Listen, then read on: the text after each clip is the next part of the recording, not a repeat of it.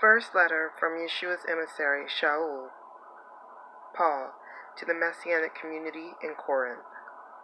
1 Corinthians. Chapter 1. From Shaul, called by God's will to be an emissary of the Messiah Yeshua, and from brother Sosthenes, to God's Messianic community in Corinth, consisting of those who have been set apart by Yeshua the Messiah and called to be God's holy people, along with everyone everywhere who calls on the name of our Lord Yeshua the Messiah, their Lord as well as ours.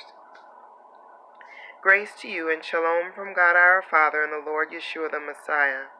I thank my God always for you because of God's love and kindness given to you through the Messiah Yeshua, in that you have been enriched by him in so many ways, particularly in power of speech and depth of knowledge. Indeed, the testimony about the Messiah has become firmly established in you, so that you are not lacking any spiritual gift and are eagerly awaiting the revealing of our Lord Yeshua the Messiah. He will enable you to hold out until the end and thus be blameless on the day of our Lord Yeshua the Messiah. God is trustworthy. It was he who called you into fellowship with his Son, Yeshua the Messiah, our Lord.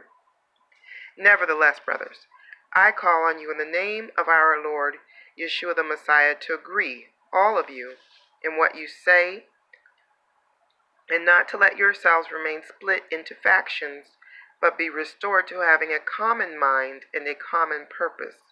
For some of Chloe's people have made it known to me, my brothers, that there are quarrels among you. I say this because one of you says, I follow Shaul. Another says, I follow Apollos. Another, I follow Kepha. While still another says, I follow the Messiah. Has the Messiah been split in pieces? Was it Shaul who was put to death on a stake for you? Were you immersed into the name of Shaul? I thank God that I didn't immerse any of you except Crispus and Gaius. Otherwise, someone might say that you were indeed immersed into my name. Oh yes, I did also immerse Stephanas and his household. Beyond that, I can't remember whether I immersed anyone else. For the Messiah did not send me to immerse, but to proclaim the good news, and to do it without relying on wisdom that consists of mere rhetoric, so as not to rob the Messiah's execution stake of its power. For the message about the execution stake is nonsense to those in the process of being destroyed, but to us in the process of being saved, it is the power of God. Indeed, the Tanakh says, I will destroy the wisdom of the wise and frustrate the intelligence of the intelligent. Where does that leave the philosopher, the Torah teacher, or any of today's thinkers? Hasn't God made this world's wisdom look pretty foolish? For God's wisdom ordained that the world, using its own wisdom, would not come to know him. Therefore, God decided to use the nonsense of what we proclaim as his means of saving those who come to trust in it. Precisely because Jews ask for signs and Greeks try to find wisdom, we go on proclaiming a Messiah executed on a stake as a criminal. To Jews, this is an obstacle, and to Greeks, it is nonsense. But to those who are called both Jews and Greeks, this same Messiah is God's power and God's wisdom. For God's nonsense is wiser than humanity's wisdom, and God's weakness is stronger than humanity's strength. Just look at yourselves, brothers.